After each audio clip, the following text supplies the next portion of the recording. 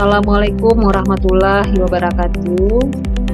Jumpa lagi dengan Ibu Hasmainelis Fitri, SE MPDE dalam mata kuliah Manajemen Operasional. Apa kabar Ananda semua? Semoga Ananda selalu dalam keadaan sehat walafiat, tetap semangat dalam pembelajaran daring kita ini. Amin ya rabbal alamin.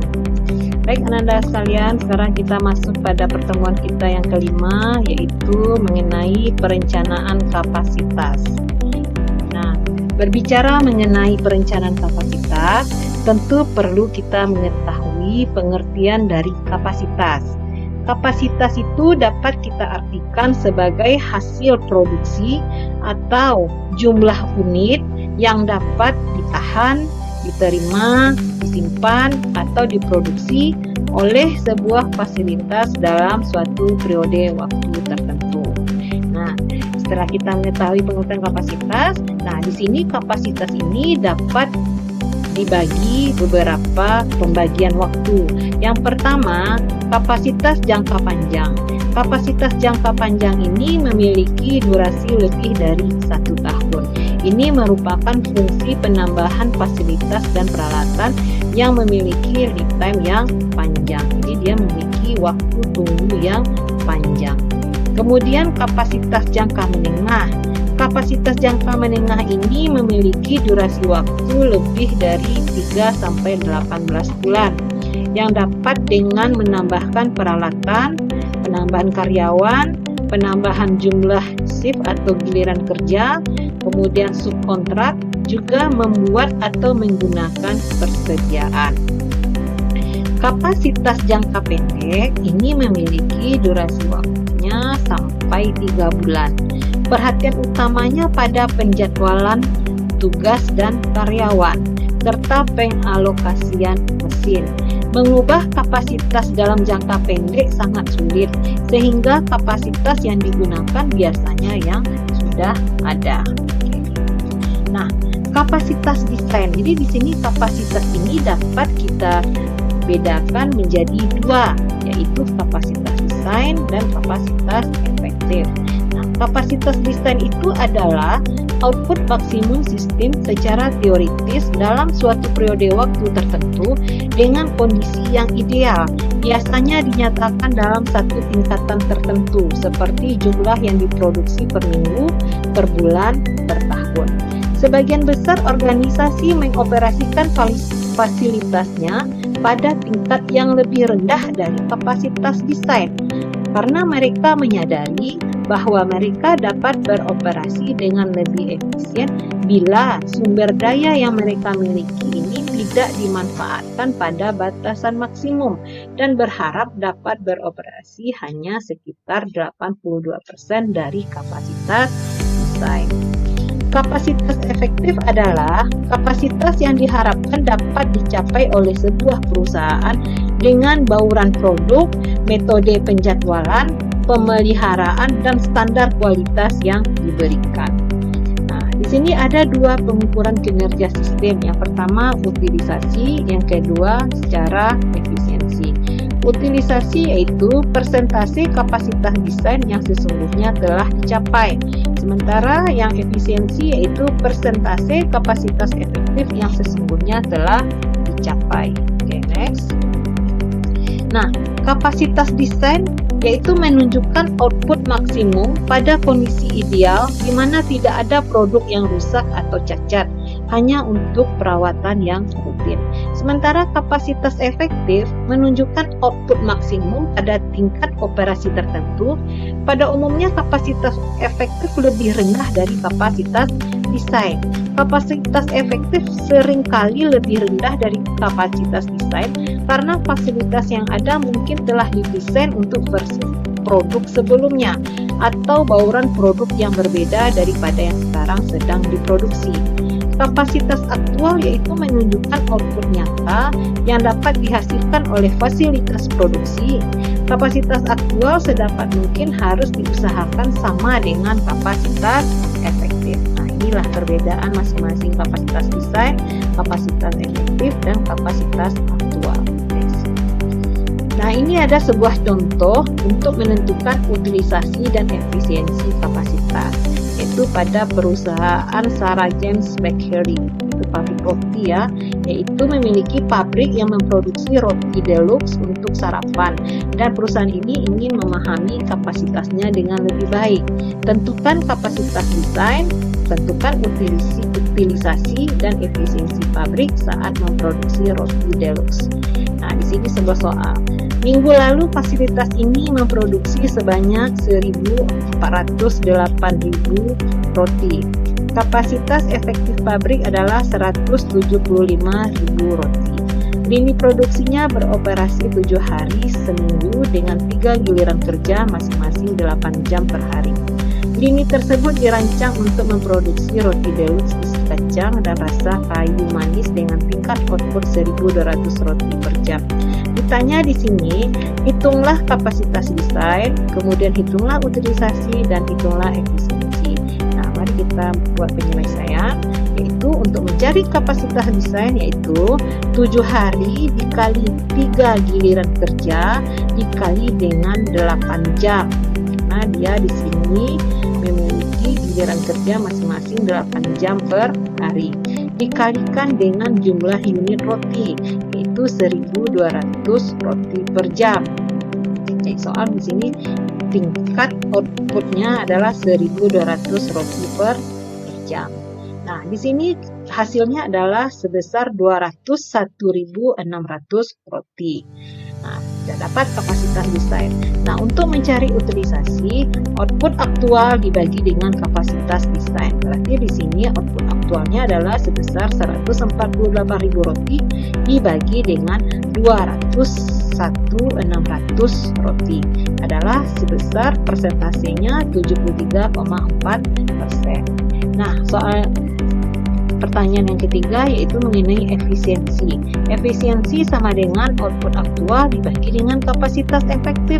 Nah, output aktual 148.000 dibagi dengan 175.000. Hasilnya adalah 84,6%. Nah, pertimbangan kapasitas. Ada 4 pertimbangan khusus untuk integrasi strategi dan investasi berkaitan dengan kapasitas, yaitu peramalan permintaan harus akurat.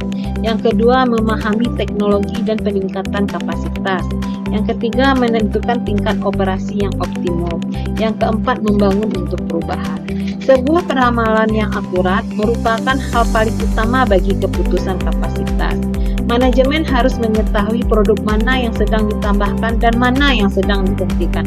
Begitu juga volume yang diharapkan. Yang kedua, memahami teknologi dan peningkatan kapasitas. Volume ditentukan dengan peninjauan ulang pada beberapa alternatif saja, dan teknologi juga ikut menentukan kapasitas. Yang ketiga, menentukan tingkat operasi yang optimum atau volume. Sering ditentukan dengan istilah skala ekonomis dan disekonomis. Kemudian membangun untuk perubahan. Manajer operasi membangun fleksibilitas dalam fasilitas dan peralatan dan mengadakan sensitivitas keputusan dengan menguji beberapa skenario. Mengelola permintaan. Walaupun peramalan sudah baik, kadang terdapat ketidakcocokan permintaan dan kapasitas, sehingga bisa terjadi permintaan melebihi kapasitas, atau sebaliknya, kapasitas melebihi permintaan. Oleh karena itu, ada taktik untuk menyesuaikan kapasitas dengan permintaan, yaitu yang pertama, mengubah staf yang ada dengan menambah atau mengurangi. Kalau seandainya kapasitasnya melebihi dari permintaan, tentu di sini stafnya harus dikurangi. Kemudian sebaliknya juga demikian. Kemudian menyesuaikan peralatan dengan membeli mesin tambahan atau menjual. Kalau seandainya kapasitas berlebih daripada permintaan, nah di sini tentu perlu menjual atau menyewakan mesin atau peralatan. Tapi begitupun sebaliknya. Nah, yang ketiga, memperbaiki proses untuk meningkatkan hasil produksi. Nah, ini harus diperbaiki lagi proses produksinya untuk bisa meningkatkan hasil produksi yang lebih maksimal. Yang keempat, mendesain ulang produknya untuk meningkatkan hasil produksi. Nah, mungkin perlu adanya perubahan produk, melakukan inovasi baru untuk bisa meningkatkan hasil produksi. Yang kelima, menambahkan fleksibilitas proses untuk memenuhi preferensi produk yang sering berubah. Atau yang keenam, mungkin alternatifnya bisa jadi tingginya tingkat kapasitas produksi sementara permintaan sedikit, maka di sini mungkin perusahaan sudah mulai menutup pabrik. Nah, perencanaan kapasitas. Perencanaan kapasitas membutuhkan dua tahap. Tahap pertama, permintaan di masa yang akan datang diramalkan dengan model tradisional seperti konsep statistik. Tahap kedua, peramalan digunakan untuk menentukan kapasitas serta peningkatan ukuran untuk setiap penambahan kapasitas. Cara untuk menetapkan kapasitas yang harus dimiliki oleh sebuah fasilitas agar mendapatkan keuntungan adalah dengan menggunakan analisis titik impas. Analisis titik impas adalah merupakan cara untuk menetapkan kapasitas yang harus dimiliki oleh sebuah fasilitas untuk mendapatkan keuntungan. Tujuan analisis ini adalah untuk menemukan sebuah titik dalam unit dan satuan nilai uang di mana biaya sama dengan pendapatan. Titik tersebut disebut titik impas, di mana perusahaan harus beroperasi di atas tingkat ini untuk mencapai keuntungan. Asumsi yang mendasari analisis titik impas adalah biaya dan pendapatan yang ditunjukkan sebagai garis lurus sehingga membentuk fungsi linear. Nah, ini contoh sebuah grafik yang menunjukkan BEP, ya, ada total revenue, total cost, dan biaya tetap atau fixed cost. Oke. Di sini adalah pendekatan aljabar. Rumus yang berkaitan dengan titik impas adalah BEP, break-even point X, itu titik impas dalam unit, BEP dalam bentuk rupiah, titik impas dalam bentuk rupiah, P adalah harga per unit, X jumlah unit yang diproduksi, TR adalah total revenue yaitu pendapatan total BX, F biaya tetap, P biaya variabel per unit, TC adalah total cost, biaya total sama dengan biaya variabel ditambah dengan biaya tetap ditambah dengan biaya variabel kali X. Jadi titik impas itu terjadi saat total revenue sama dengan total cost atau PX sama dengan F ditambah PX, itu harga X sama dengan biaya tetap ditambah variabel X. Nah, di sini rumusnya BEP X sama dengan F dibagi P dikurang P. BEP rupiah F dibagi dengan 1 dikurang V per P. Nah, di sini jabarannya titik impas dalam unit, jadi BEPX adalah titik impas dalam unit. Ya, tetap total dibagi dengan harga jual kurang V variabel.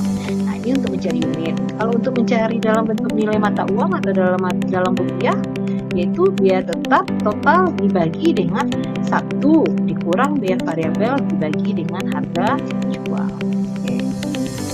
Ini sebuah kasus produk tunggal. Nah, contoh PTX memiliki biaya tetap sebesar 1 juta rupiah. Biaya tenaga kerja 12.500 rupiah per unit.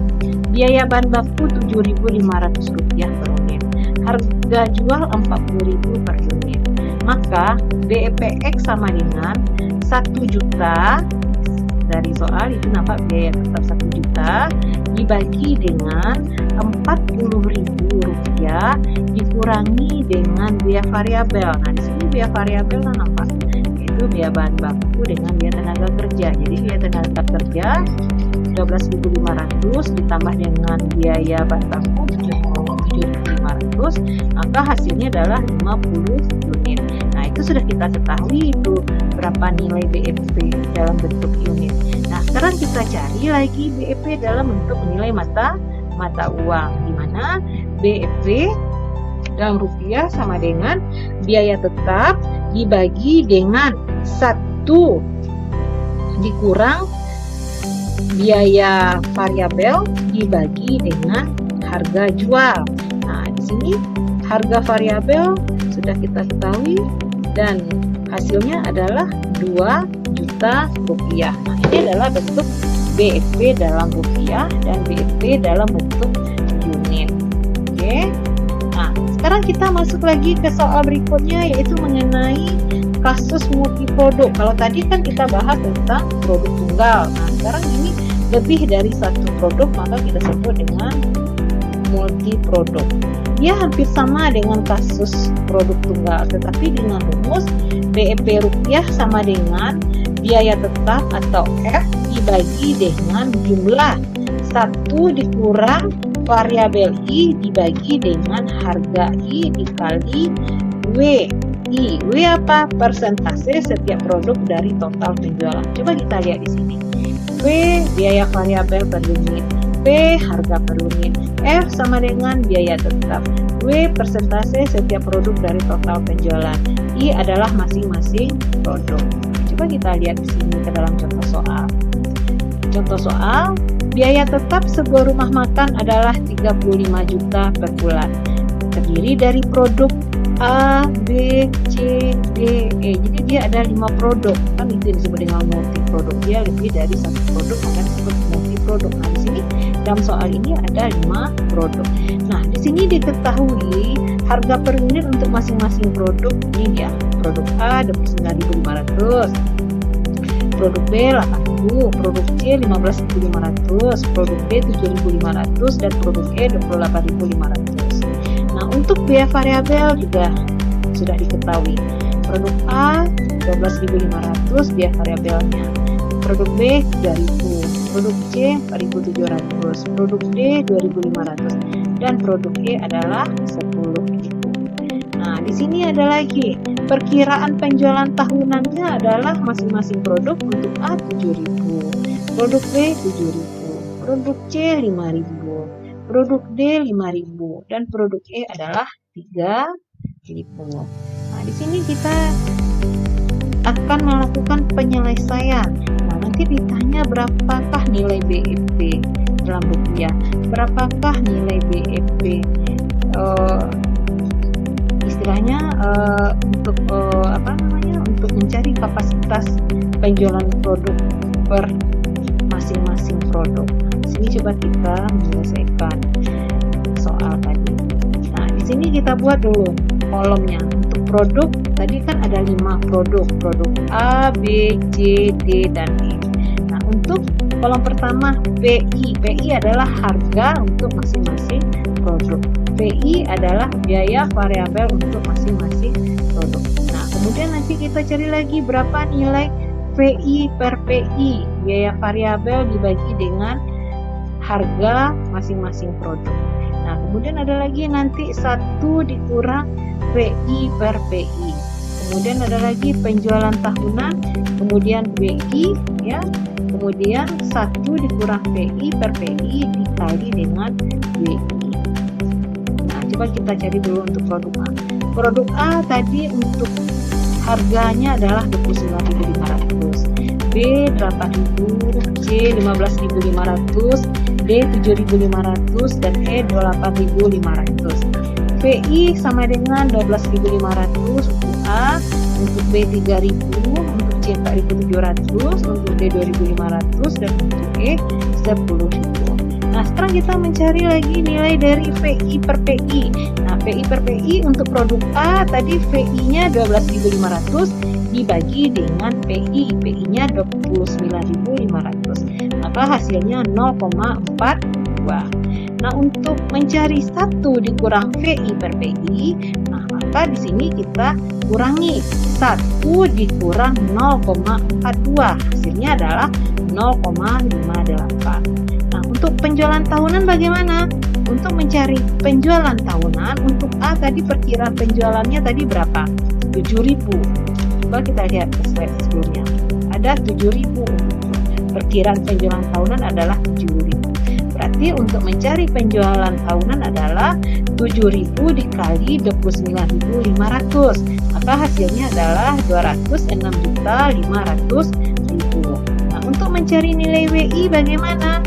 Untuk mencari nilai WI itu adalah kita cari dulu masih penjumlahan. Kalau untuk P tadi 8.000, yang B-nya PI 8.000 dikali dengan berapa tadi perkiraan penjualan 7.000. Jadi 8.000 dikali 7.000. Kalau untuk C juga gitu, 15.500 dikali 5.000, 7.500 dikali 5.000, 28.500 dapat dikali 3.000.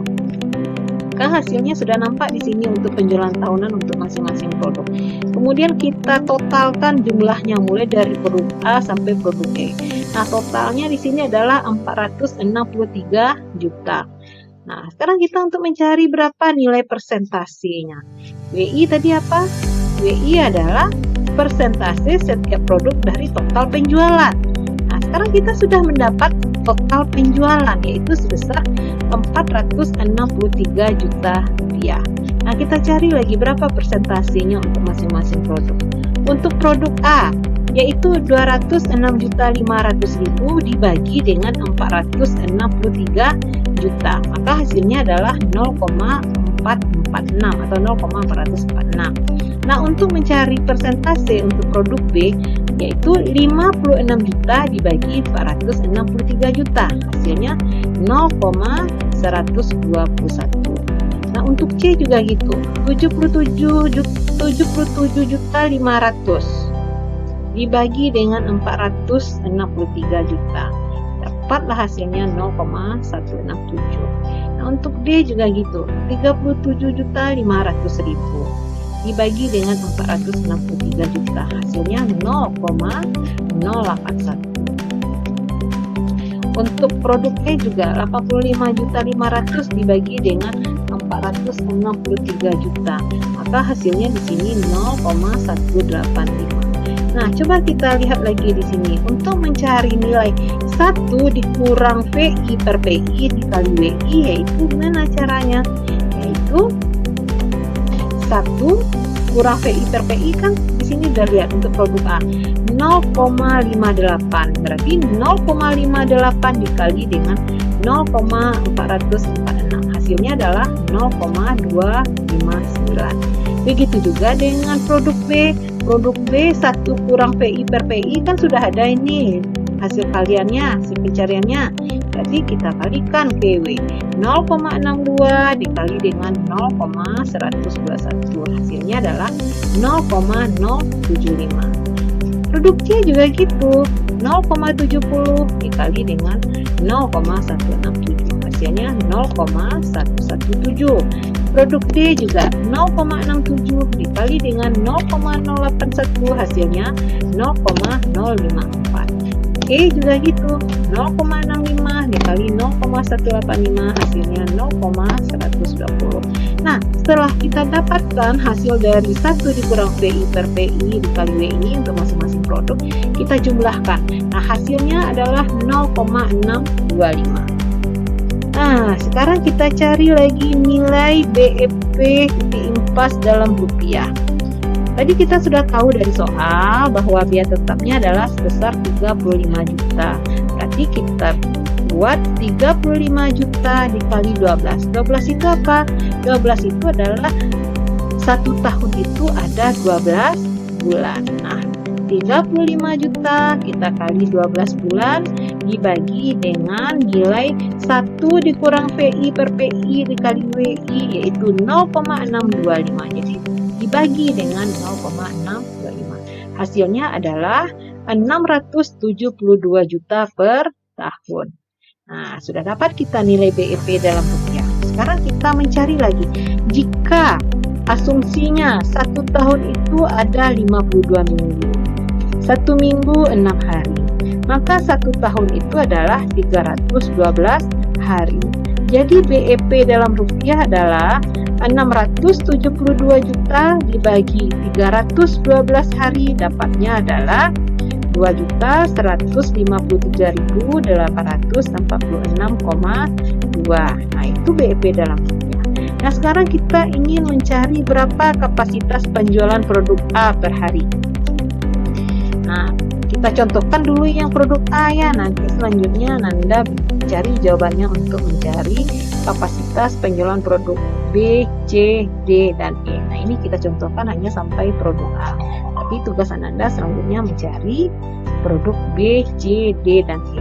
Untuk produk A per hari, kita cari hasilnya adalah WIA dikali BEP rupiah. Berarti di sini dibagi dengan WIA.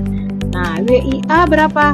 0,446 dikali dengan 2.153.846,2 dibagi dengan PIA. PIA kan udah tahu 29.500. Maka hasilnya sebesar 33 unit. Nah, itu untuk produk A. Nah, sekarang kita lanjut lagi ke produk B, mencari berapa kapasitas penjualan produk B, C, D, E. Nah, ini adalah tugas Ananda yang akan kita kumpulkan. Ini sebagai latihan.